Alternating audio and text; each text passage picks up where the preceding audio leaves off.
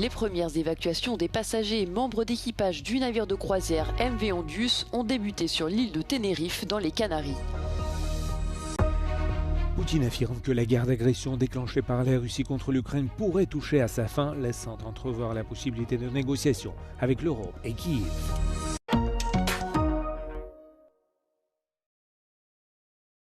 Les premières évacuations des quelques 150 passagers et membres d'équipage du navire de croisière MV Ondius ont débuté sur l'île de Tenerife dans les Canaries, a annoncé le ministère espagnol de la Santé. Les occupants du paquebot où a été détecté un foyer de hantavirus doivent être rapatriés dans leurs pays respectifs à bord de vols sanitaires. L'avion transportant les 14 Espagnols évacués a atterri à la base militaire de Torreón près de Madrid. Ils ont ensuite été transférés à l'hôpital de Gómez-Ulla et y resteront pour une quarantaine de 45 jours.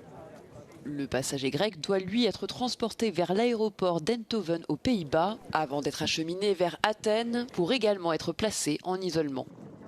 Les 5 Français ont quant à eux atterri au Bourget. Ils seront placés en quarantaine à l'hôpital Bichat à Paris durant 72 heures, puis à domicile durant 45 jours. Des évacuations par avion vers d'autres pays sont en cours, avec un dernier vol pour l'Australie prévu lundi.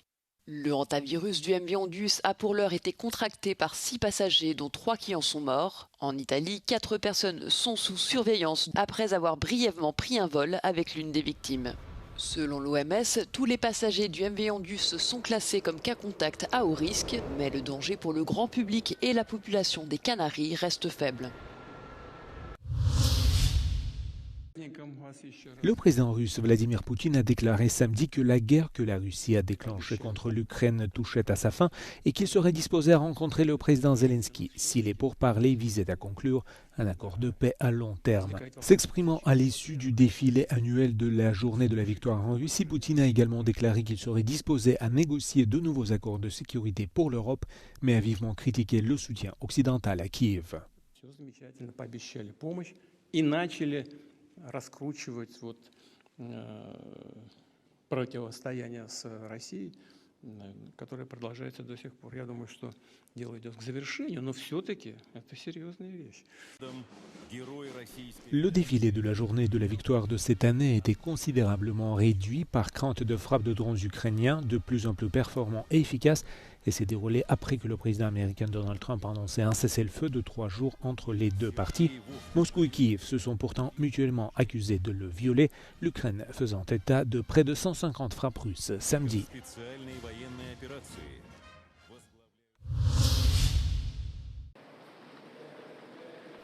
Le conservateur pro-européen Péter Magyar a prêté serment samedi comme nouveau Premier ministre de Hongrie, promettant un changement de régime après 16 années au pouvoir du nationaliste Viktor Orban. L'ancien membre du gouvernement, devenu critique virulent du patron de Fidesz, a remporté une victoire écrasante le mois dernier, marquant une rupture nette avec son prédécesseur. « Je ne gouvernerai pas la Hongrie, je servirai mon pays », a déclaré le chef du parti TISA après avoir prêté serment au Parlement, tandis que des dizaines de milliers de partisans rassemblés le long du Danube suivaient la cérémonie sur des écrans géants. Nem azért állok most itt, mert külön vagyok bárkinél az országban. Nem vagyok. Azért állok itt, mert a magyarok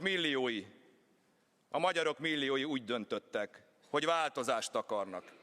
És ez a bizalom, amelyet kaptunk, egyszerre megtiszteltetés, súlyos erkölcsi kötelezettség, de csodálatos érzés is.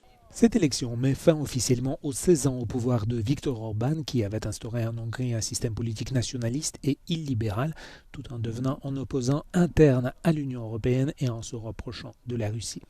Et dans un geste symbolique, après 12 ans d'absence, le drapeau de l'Union européenne a de nouveau été hissé sur la façade du Parlement. Azzal, hogy Magyar Pétert már az alakuló ülésen megválasztotta miniszterelnöknek, az új országgyűlés szakítottak a hagyományokkal. Korábban ugyanis a két esemény között napok teltek el, így viszont rövidebb lesz az átmenet, gyorsabban fel tud állni az új kormány.